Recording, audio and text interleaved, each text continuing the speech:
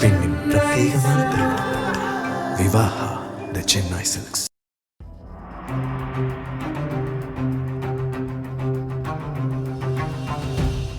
$12.7 கோடி வாக்காளர்கள், 300 தொகுதிகள் என சுதந்திரத்திற்கு பிறகு மிகப்பெரிய தேர்தலை எதிர்கொள்கிறது நமது அண்டை நாடான வங்கதேசம்.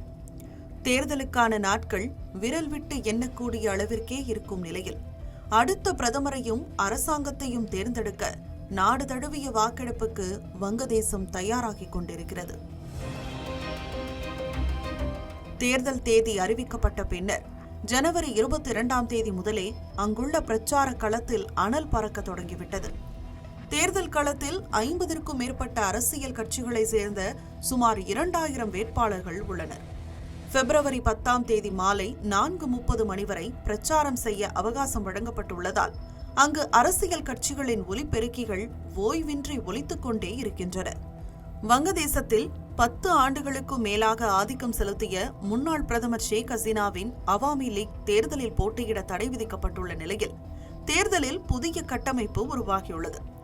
எதிர்க்கட்சிகளுக்கும் புதிய அரசியல் இயக்கங்களுக்கும் இடையே அங்கு இருமுனை போட்டி நிலவுகிறது. கருத்து கணிப்புகளில் முன்னிலை பெற்றுள்ள BNP எனப்படும் பங்களாதேஷ் தேசியவாத கட்சி மீது பெரும் எதிர்பார்ப்பு நிலவுகிறது. இதேபோன்று 2024ஆம் ஆண்டு மாணவர் இயக்கத்திலிருந்து வளர்ந்த NCP, அதாவது தேசிய குடிமக்கள் கட்சியும் பல ஆண்டுகளாக ஓரங்கட்டப்பட்டு மீண்டும் தன்னை அரசியல் சக்தியாக நிலைநிறுத்திக் கொண்ட பங்களாதேஷ் ஜமாத்தி இஸ்லாமி என 11 கட்சிகளை கொண்ட கூட்டணியும் தேர்தலில் களம் காண்கின்றன. இதேபோன்று வேறு சில கட்சிகளும் தேர்தல் களத்தை அலங்கரிக்கின்றன. தேர்தல் பிரச்சாரங்களில் நீண்ட காலமாக இடம்பெற்று வரும் லாமினேட் செய்யப்பட்ட பிளாஸ்டிக் சுவரொட்டிகளை பயன்படுத்துவது தடை செய்யப்பட்டுள்ளது.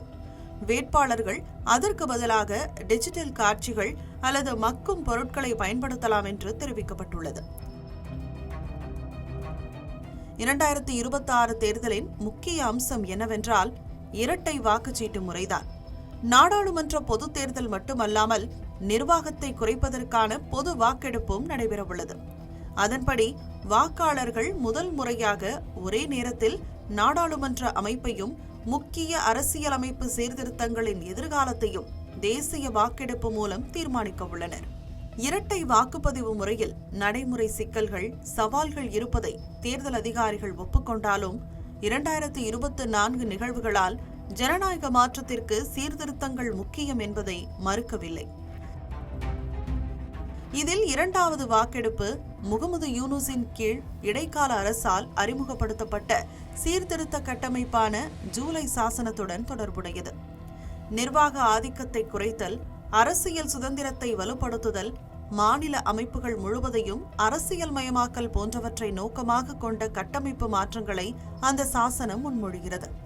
மேலும் நிபுணர்கள், சிறுபான்மையினர் மற்றும் சிவில் சமூக உறுப்பினர்களுக்கு விகிதாச்சார பிரதிநிதித்துவத்தை வழங்க வடிவமைக்கப்பட்ட நாடாளுமன்றத்தின் மேல் சபையை நிறுவுவதையும் ஜூலை சாசனம் நோக்கமாக கொண்டுள்ளது. அது மட்டுமின்றி இந்த வாக்கெடுப்பு பல அரசியல் திருத்தங்களுக்கு பொதுமக்களின் ஒப்புதலையும் பெறுகிறது. அதில் குறிப்பாக எந்த ஒரு நபரும் 2 முறைக்கு மேல் பிரதமராக பதவி வகிப்பதை தடுக்கிறது. 2வதாக நீதித்துறை தேர்வில் பிரதமரின் நேரடி செல்வாக்கை நீக்கி நிரந்தர நீதித்துறை நியமன ஆணையத்தை உருவாக்குவது போன்ற திட்டங்களை கொண்டுள்ளது. மற்றொரு குறிப்பிடத்தக்க மாற்றம் வாக்களிக்க வேண்டாம் என்ற விருப்பத்தை மீண்டும் அறிமுகப்படுத்துகிறது. இதன் மூலம் ஒரே ஒரு வேட்பாளர் மட்டுமே போட்டியிடும் தொகுதிகளில் வாக்காளர்கள் போட்டியிடாத வேட்புமனுவை நிராகரிக்க இந்த விருப்பத்தை தேர்ந்தெடுக்கலாம். வாக்களிக்க வேண்டாம் என்பது பெரும்பான்மையை பெற்றால் தேர்தல் ஆணையம் அந்த தொகுதியில் புதிய தேர்தலை நடத்த வேண்டும்.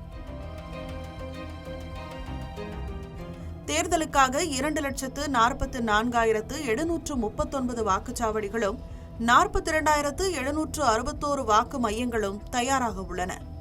1971ஆம் ஆண்டுக்கு பின்னர் அதிகபட்சமாக 92,500 ராணுவ வீரர்கள் தேர்தல் பாதுகாப்பு பணியில் ஈடுபடுத்தப்பட உள்ளார்கள். வன்முறை, அச்சுறுத்தலை உடனடியாக எதிர்கொள்ளும் வகையில் மாவட்ட ஆட்சியர்களுக்கு அதிகாரங்கள் வழங்கப்பட்டுள்ளன. கடந்த 2024ஆம் ஆண்டு அறிக்கையின்படி ஊழல் மிகுந்த நாடுகள் பட்டியலில் வங்கதேசம் 151வது இடத்தை பிடித்தது.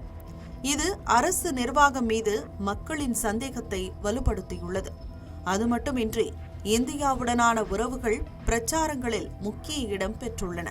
இதனால் அரசியல் கட்சிகள் மாறுபட்ட அணுகுமுறைகளை கையாண்டு வருகின்றன. வங்கதேச தேர்தல் உலகளவில் கவனம் பெற்றுள்ள நிலையில் ஐரோப்பிய யூனியன் 150 உறுப்பினர்களை கொண்ட கண்காணிப்பு பணியை மேற்கொண்டுள்ளது. அதே நேரத்தில் அமெரிக்காவை சேர்ந்த அரசு சாரா நிறுவனம் ஒன்று வாக்குச்சீட்டு தொடர்பான தொழில்நுட்ப உதவியை வழங்குகிறது.